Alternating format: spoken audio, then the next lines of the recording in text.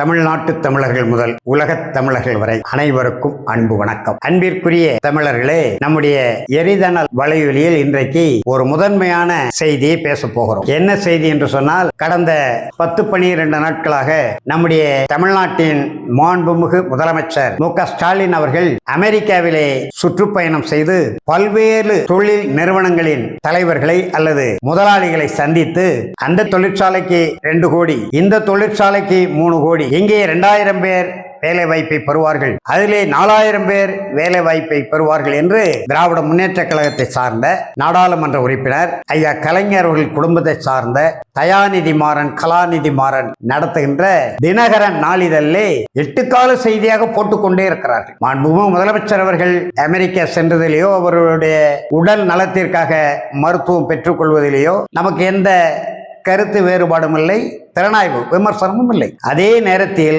அங்கிருந்து கொடுக்கக்கூடிய செய்தி, இங்கு வெளியிடப்படக்கூடிய செய்திகளை எண்ணி பார்த்தால் சிரிப்பாக இருக்கிறது, வேடிக்கையாக இருக்கிறது, ஒரு புறத்திலே வேதனையாக இருக்கிறது. இவர் இன்றைக்கு அமெரிக்கா சென்றிருக்கிறார் முதலமைச்சர் பதவி வகித்து. இவருடைய தந்தையார் 1971 அமெரிக்கா சென்றார். அதற்கு முன்பு திராவிட முன்னேற்ற கழகத்தினுடைய நிறுவனர் அறிஞர் அண்ணா அமெரிக்கா சென்றார். அறிஞர் அண்ணா தன்னுடைய உடல்நல குறைவால் தனக்கு ஏற்பட்ட புற்றுநோயை நலப்படுத்துவதற்காக முறைப்படி அறிவித்துவிட்டு அமெரிக்கா சென்றார். மருத்துவமனைகளிலே சிகிச்சை பெற்றார், திரும்பி வந்தார், சில காலத்திலே மறைந்து போனார். ஆனால் அதற்கு பிறகு முதலமைச்சரான ஐயா கலைஞர் அவர்கள் 1971 அமெரிக்கா சென்றார். அங்கே சிகாகோ பல்கலைக்கழகத்திலே மிகச்சிறந்த ஒரு சொற்பொழிவை ஆற்றினார். பல பேருக்கு தெரியாது, மறந்து போயிருக்கும். இன்னும் சொல்ல போனால், நம்முடைய மூத்த அமைச்சராக இருக்கக்கூடிய அண்ணாச்சி துரைமுருகன் போன்றவர்களை தவிர ஏனையவர்கள் எவருக்கும் தெரியாது.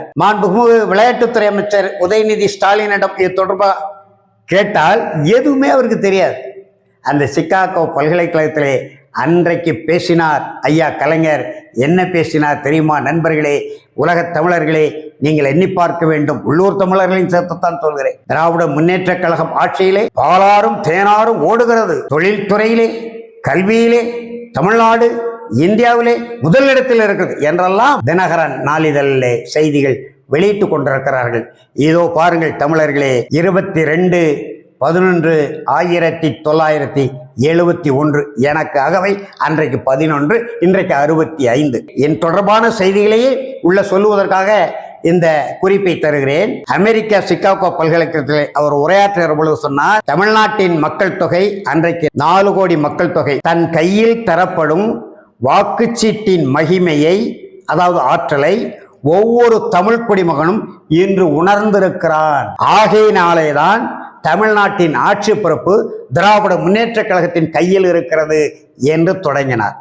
திராவிட முன்னேற்ற கழக ஆட்சியிலே பட்டி தொட்டி எல்லாம் அனைவருக்கும் நாங்கள் பாதுகாக்கப்பட்ட குடிநீர் வழங்குவோம் என்று சொன்னார்களே. இன்றைய முதலமைச்சர் மு.க. ஸ்டாலின் அவர்களினுடைய அருமை தந்தை ஐயா கலைஞர் அன்று சொன்னார், இன்றைக்கு 1 லிட்டர் குடிநீரை 20 ரூபாய்க்கு வாங்கி குடித்துக் கொண்டிருக்கிறோம். பாதுகாக்கப்பட்ட குடிநீர் கொடுக்கிறீர்களா? கிராமந்தோறும் கிராம ஊராட்சிகளில் வீட்டுக்கு வீட்டு குடிநீர் கொடுக்கிறோம் என்று குடிநீர் இணைப்பு கொடுத்தீர்கள், தெருக்களை தோண்டினீர்கள், குழாய்களை பதித்தீர்கள், நீரை வரவழைத்தீர்கள். இன்றைக்கு அந்த நிலை என்ன என்று ஆய்வு செய்வதற்கு ஒரு அலுவலர் உண்டா? கிராமங்களில் போய் பாருங்க. ஆனால் சிகாகோ பல்கலைக்கழகத்தில் அன்றைக்கு ஐயா கலைஞர் பேசுகிற பொழுது பட்டி தொட்டி எல்லாம் அனைவருக்கும் பாதுகாக்கப்பட்ட குடிநீர் கொடுக்கிறோம் என்று சொன்னார்கள். 67 ஆட்சி தொடக்கம், இன்றைக்கு 2024, ஏறக்குறைய 55 ஆண்டுகள். அடுத்து தமிழ்நாட்டை பிச்சைக்காரர் இல்லாத மாநிலமாக மாற்றுவோம். இன்றைக்கு தமிழ்நாட்டில் எங்கே பிச்சைக்காரர்கள் இல்லை? பிச்சைக்காரர்கள் மறுவாழ்வு திட்டம் என்ற ஒரு திட்டம் கொண்டு வந்தார். அன்றைக்கு திராவிட முன்னேற்ற கழகத்தில் இருந்த மக்கள் திலகம் வாக்கோரா கூட 71வது ஆண்டு கலைஞர் கருணாநிதிகளுடைய பிறந்தநாளிலே 10,000 ரூபாய் நான் கூட கொடுத்தார். பிச்சைக்காரர் மறுவாழ்வு திட்டம். என்னாச்சு அந்த திட்டம்? இன்றைக்கு சென்னையில பாருங்க, போக்குவரத்து குறுக்கு சாலை வரும்போது வாகனங்களை நிறுத்துவார்கள். எந்த இடத்தில் பிச்சைக்காரர்கள் இல்லாத நாடாக, ஊராக, கிராமமாக இருக்கிற தமிழகத்திலே? திருநெல்வேலியில பிச்சைக்காரர்கள் இல்லையா? மதுரையில இல்லையா? கோவையில இல்லையா? எங்கே இல்லை? மாண்புமிகு முதலமைச்சர் அவர்கள் இதற்கு விடை சொல்ல முடியுமா? அமைச்சர் பெருமக்கள் விடை சொல்ல முடியுமா? அடுத்து தமிழகத்தில் குடிசை இல்லாத மாநிலமாக மாற்றுவோம். குடிசையே தமிழ்நாட்டில் இல்லையா? குடிசை மாற்று வாரியம் என்ற ஒரு அமைப்பை ஏற்படுத்தினர்கள். அன்றைக்கு கட்டிய வீடுகள் இன்றைக்கு இருக்கிறதா? 1980 கட்டிய கட்டடங்கள் இன்றைக்கு இடித்து தள்ளப்பட்டிருக்கு. இதே பாளையங்கோட்டையில அந்த கட்டங்களுடைய ஆயுட்காலம் எவ்வளவு? பாம்பே ஆர்ட்ஸ் என்று சொல்வார்கள், மெட்ராஸ் ஆர்ட்ஸ் என்று சொல்வார்கள். மெட்ராஸ் ஆர்ட்ஸ் அதாவது சென்னை மாநில கட்டுமானத்துறை இந்த கட்டை குத்துகிறது, பணங்கட்டை வைத்து குத்துகிறது 120 ஆண்டுகள். ஆனால் கம்பி கட்டி கலவை போட்டு கட்டுகிற அந்த காங்கிரீட் வீடுகளுக்கு வெறும் 60 ஆண்டுகள். ஆனால் 35 ஆண்டிலே 40 ஆண்டிலே இடித்து தள்ளப்பட்ட வரலாறு இந்த பாளையங்கோட்டையில் இருக்கு. நானே பார்த்தேன், நானே வேலை செய்த கட்டடங்கள் இன்றைக்கு இல்லை. காவலர் குடியிருப்பு நம்முடைய பாளையங்கோட்டையில, அப்ப குடிசை இன்றைக்கு ஒரு குடிசை கூட இல்லையா? வட மாவட்டங்கள் எல்லாம் குடிசைகள் தான். குடிசைகளை கொளுத்துகிறார்கள், குடிசைகளை கொளுத்துகிறார்கள் என்று என் தம்பி தொழில் தர்மம் அடிக்கடி சொல்வார். அப்ப குடிசை இருந்தா தானே கொளுத்த முடியும். குடிசை இல்லாத மாநிலம் நீங்கள் உருவாக்கினீர்களா? 1971 சிகாகோ பல்கலைக்கழகத்திலே பேசினாரே உங்கள் தந்தை. கிராமங்கள்ல வந்து பார்த்தீங்களா குடிசை இருக்கிறதா இல்லையா என்று? அடுத்து தமிழ் வளர்ச்சிக்கு ஆக்கமும் ஊக்கமும் அளிப்போம். தமிழ் வளர்ச்சிக்கு ஆக்கமும் ஊக்கமும் அளிப்போம் என்றீர்களே, எங்கே தமிழ்? எதிலே தமிழ்? வெளியிடப்படக்கூடிய அரசாணைகள் அனைத்தும் ஆங்கிலத்தில் வெளியிடுகிறீர்கள். கடை வீதிகளில் இறங்கினால் வெளிநாட்டில் இருப்பது போன்ற உணர்வு நமக்கு வருகிறது. எங்கு பார்த்தாலும் ஆங்கில பெயர் பலகைகள். தமிழ் வளர்ச்சி துறை என்று ஒரு துறை, அதற்கு அமைச்சர் வெள்ளக்கோயில் சாமிநாதன் இன்றைக்கும் இருக்கிறார். தனித்தமிழ் இயக்கத்தை சேர்ந்த தமிழ் குடிமையின் அமைச்சராக போட்டார். நடந்ததா? எல்லா இடத்திலும் ஆங்கில திணிப்பு. உயர்கல்வித்துறை அமைச்சர் பொன்முடி அவர்கள் சொல்லி இருக்கிறார். இருமொழி கொள்கை தான் இந்த கல்வித்துறைக்கு தர வேண்டிய 4000 கோடியை நிறுத்தி விட்டது ஒன்றிய அரசு. புதிய ஒன்றிய அரசின் புதிய கல்விக் கொள்கை ஏற்றால் இந்த நிதியை தருகிறோம் என்று நிர்மலா சீதாராமன் சொல்கிறார். பொன்முடி மெல்ல அப்படி வாயை திறந்திருக்கிறார். எங்களுடைய கொள்கை இருமொழி கொள்கையில் தான். ஆனா மாணவ மாணவர் விரும்பினால் 3 மொழி கற்கலாம். இது என்ன தொண்டு இருக்கிற வேலை? தமிழ் எந்த நிலையில் இருக்க? ஆட்சி மொழியாக இருக்கிறதா? பயிற்சி மொழியாக இருக்கிறதா? நீதிமொழியாக இருக்கிறதா? நிர்வாக மொழியாக இருக்கிறதா? இசை மொழியாக இருக்கிறதா? தொழில் மொழியாக இருக்கிறதா? தமிழ் வழி கல்வி இருக்கிறதா? இறைவனை வழிபடுகிற மொழியாக இருக்கிறதா? எங்கே இருக்கிறது தமிழ்? எங்கேயும் தமிழ் இல்லை. ஆனால் சிகாகோ பல்கலைக்கழகத்தில் தமிழ் மொழி வளர்ச்சிக்கு ஆக்கமும் ஊக்கமும் அளிப்போம்.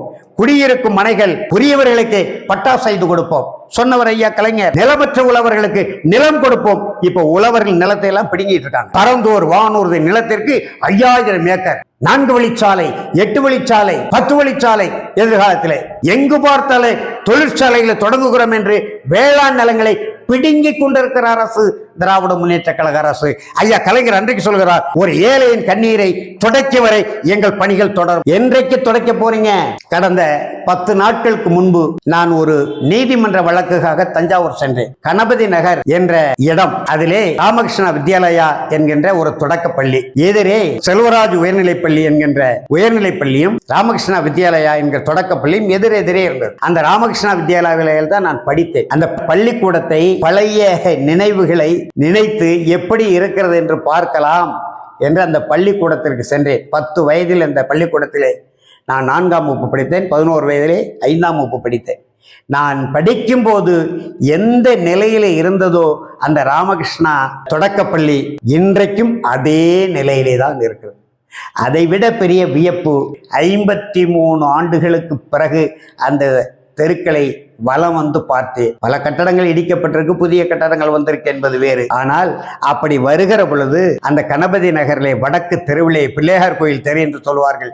என் பள்ளிக்கூடம் அந்த தெரு முடிகிற இடத்துல தான் இருக்கு. வருகிற போது கூடையிலே காய்கறியை விற்று கொண்டு வந்த ஒரு அக்காவை பார்த்தேன். பார்த்த உடனே எனக்கு அதிர்ச்சி. நான் 7 வயதிலே 8 வயதிலே 9 வயதிலே அதே கூடையை சுமந்த இளமை தோற்றத்தோடு பார்த்த அந்த அக்கா 53 ஆண்டுகளுக்கு பிறகு எந்த மாற்றமும் இல்லை, அகவை போனதுதான். முகத்தில் விழுந்த அந்த சுருக்குகளை தவிர, கைகால்கள் தளர்ந்ததை தவிர, அதே கூடை, அதே காய்கறி, அதே தெருக்களில் தஞ்சாவூர்ல சந்தையிலே போய் நடந்து போய் சந்தையிலே காய்கறிகளை வாங்கி கொண்டு வந்து தலை சுமையா கொண்டு வந்து அதே 4 தெருக்களிலும் அன்றைக்கு 53 ஆண்டுகளுக்கு முன்னால் விற்று திரிந்ததை நான் சிறுவனாக இருந்து பார்த்தேன்.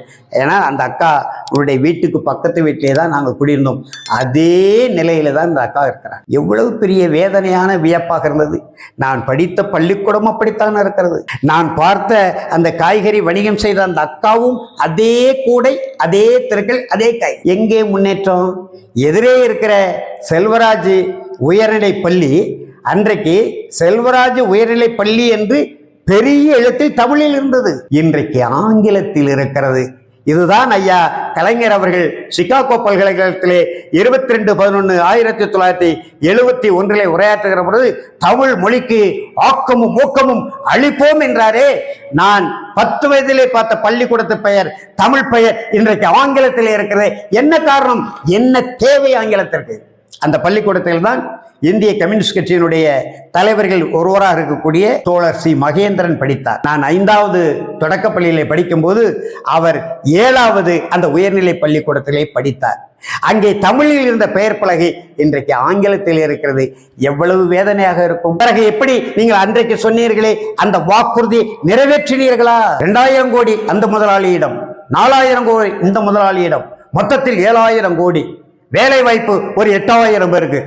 நான் சொல்லுகிறேன், மாண்புமிகு முதலமைச்சர் அவர்களே, அமைச்சர் பெருமக்கள் அவர்களே, அமைச்சர் பெருமக்களை முதலமைச்சரையும் நம்பிக்கொண்டிருக்கக்கூடிய திராவிட முன்னேற்ற கழக என் தமிழ் தேசிய இனத்தை சார்ந்த உடன்பிறப்புகளே, காவிரியில் ஐயா கலைஞர் முதலமைச்சராக பொறுப்பேற்கிற பொழுது 30 லட்சம் ஏக்கர் இருந்தது, முப்போகம் விளைந்தது. எத்தனை கோடி மக்களுக்கு வேலை வாய்ப்பு. நானே சிறுவனாக இருக்கும்போது பார்த்திருக்கிறேன். எங்கு பார்த்தாலும் வரப்பு வெட்டி கொண்டிருப்பார்கள், எங்கு பார்த்தால் நடுகை நட்டு கொண்டிருப்பார்கள், எங்கு பார்த்தால் ஏரை கட்டி உழுது கொண்டிருப்பார்கள், எங்கு பார்த்தாலும் அறுவடை நடந்து கொண்டிருக்கும், கதிர்கட்டுகளை சுமர்ந்து கொண்டிருப்பார்கள். எந்த சிக்கலும் இல்லை. சாதிய சிக்கல் கிடையாது, சமய சிக்கல். இன்னும் சொல்ல வேண்டுமான வரப்பிலே உட்கார்ந்து முரசொலி படித்துக் கொண்டிருந்தான் ஒவ்வொரு உழவனும். திராவிட முன்னேற்ற கழகத்தின் உடன்பிறப்பாக இருந்தான். ஒரு விடியலை தரப்போகிற ஆட்சி திராவிட முன்னேற்ற கழக ஆட்சி நமக்கு கிடைத்திருக்கிறது என்று நம்பிக்கையோடு இருந்தான். இன்றைக்கு அந்த 30 லட்சம் ஏக்கரில் 3 போகம் விளைகிறதா? இந்த ஆண்டு குறுவை சாகுபடி 5 லட்சம் ஏக்கர் நட்டிருந்தான். 2 லட்சம் ஏக்கர் தண்ணி இல்லாம தீஞ்சு போச்சு. முல்லை பெரியாறிலே அன்றைக்கு 3 லட்சம் ஏக்கர் வைகை பாசன பகுதி. தேனி, திண்டுக்கல், மதுரை, ராமநாதபுரம், இன்றைக்கு சிவகங்கை, விருதுநகர் 3 லட்சம் ஏக்கர் இருபோகநஞ்சாக இருந்தது. இன்றைக்கு 60,000 ஏக்கர் ஒரு போகத்திற்கு தண்ணீர் இல்லை. நம்முடைய தாமிரபரணியிலே 87,000 ஏக்கர் ஏற்கப்பட்டது. ஆனால் 1 லட்சம் ஏக்கர் இருபோக சாகுபடி. அதுல ஒரு 20,000 ஏக்கர் முப்போக சாகுபடி. கடைமடை பகுதியிலே முன்கார் சாகுபடி என்று ஏக்குறுப்பு நஞ்சை பகுதி என்று வெள்ளைக்காரங்காலத்திலே பதிவு செய்து விட்டிருக்கிறான். முன்கார் சாகுபடி. பிப்ரவரி மார்ச்சிலே தண்ணீர் கிடைக்கிற தண்ணீரை வைத்து ஒரு 20,000 ஏக்கர் நெல் விளை. இன்றைக்கு தாமிரபரணியிலிருந்து எப்படி தண்ணீரை கொண்டு போகலாம், ஓட்டப்பிடாரத்தில் 16,000 கோடிக்கு தொடங்க இருக்கின்ற கார் தொழிற்சாலைக்கு என்று சிந்தித்து தாமிரபரணி வடிநில கோட்டத்தை 100 ஆண்டுகளை கடந்த ஒரே கோட்டமாக இருந்த வடிநில கோட்டத்தை நீங்கள் 2ஆக உடைத்து தாமிரபரணிக்கு தொடர்பில்லாத கோரம்பலம் வடிநில கோட்டத்தோடு சேர்த்திருக்கிறீர்களே, என்ன நியாயம்? வெறும் 10,000 பேருக்கு வேலை கிடைத்து என்ன நடக்க போகிற நாட்டிலே? அந்த 10,000 பேரும் தமிழ்நாட்டில் பிறந்தவர்களாக, தமிழ் மொழியை தாய்மொழியாக கொண்டவர்களாக, தமிழர்களாக, தமிழின இளைஞர்களுக்கு நீங்கள் கொடுக்க போகிறீர்களா? 1 கோடி பேர் வட இந்தியன் தமிழ்நாட்டுக்குள்ள வந்துட்டான். எங்கு பார்த்தாலும் இந்தியில பேசலாம். பேருந்து நிலையங்களிலே, உள்ளாட்சி மன்ற அமைப்புகளே அவனுக்காக கழிப்பறையிலே இந்தியில எழுதி வைத்திருக்கிறார்கள். திருநெல்வேலி பேருந்து நிலையத்தை பாருங்க. வெட்கமா இல்லையா? சூடு சொர்ணம் இல்லையா? இதுதான் சுயமரியாதை என்று கேட்க விரும்புகிறேன். எனவே மாண்புகு முதலமைச்சர் அவர்கள் அமெரிக்கா சுற்றுப்பயணத்தை முடித்து வரக்கூடிய இந்த காலகட்டத்திலே நினைவுபடுத்த விரும்புகிறோம். அமெரிக்காவில் உங்கள் தந்தையார் பேசிய திராவிட முன்னேற்ற கழகம் தொடங்கும் போது ஐயா கலைஞருடைய பெயர் எத்தனாவது இடத்துல இருந்தனால் 15வது இடத்திலே இருக்கிறது. ஐயா கலைஞர் பெயர் திராவிட முன்னேற்ற கழக தொடக்க நிகழ்ச்சி துண்டறிக்கையிலே 15வது இடத்துல எம் கருணாநிதி, கே அன்பழகன். அன்பழகன் முன்னால இருக்கிறாரு, சின்னராஜ் முன்னால இருக்கிறாரு, ஜீவரத்னம் முன்னால இருக்கிறாரு.